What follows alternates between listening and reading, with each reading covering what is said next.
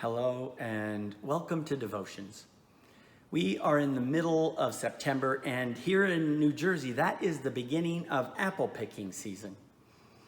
I remember we had an apple tree in my backyard. It was green, sour apples, but I loved to pick them at the right time. And I loved even more when my mother and my grandmother would be together peeling the apples and coring them and getting them ready to be applesauce or cobblers.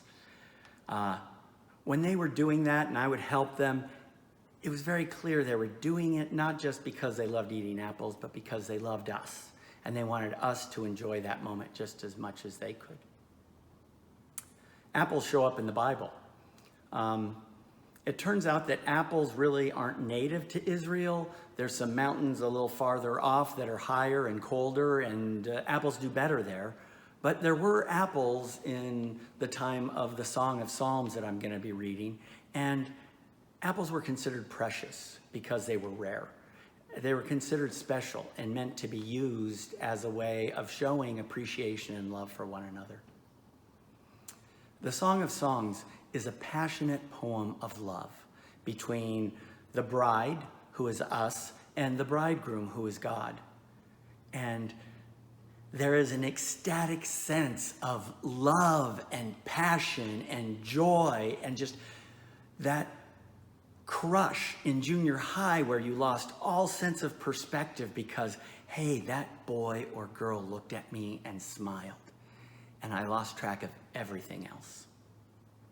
That's what the Song of Psalms wants us to see as possible in our relationship with God. So hear these words and allow the poetry to truly be this joyful, passionate love between us and God. As an apple tree among the trees of the wood, so is my beloved among young men. With great delight I sat in his shadow, and his fruit was sweet to my taste. He brought me to the banqueting house, and his intention towards me was love. Sustain me with raisins, refresh me with apples, for I am faint with love. A woman in the 1500s, a nun, Saint Teresa of Avila, she actually wrote about this ecstatic union between God and humans, and this idea that God is the beloved, and for God, we are the beloved. And that God wants us to feel that deep and profound, complete contentment, love that God offers us. Now, we're Presbyterian, or at least I am, and I was taught that love is more of an action, a commitment to thinking of others and doing what is best for others instead of just what's best for myself. And that is true because love isn't just an emotion, but Saint Teresa of Avila and the Song of Songs remind us that we have emotions for a reason. And those passions are not just meant to be sensual or sexual. They're meant to be spiritual. A spiritual union with the divine.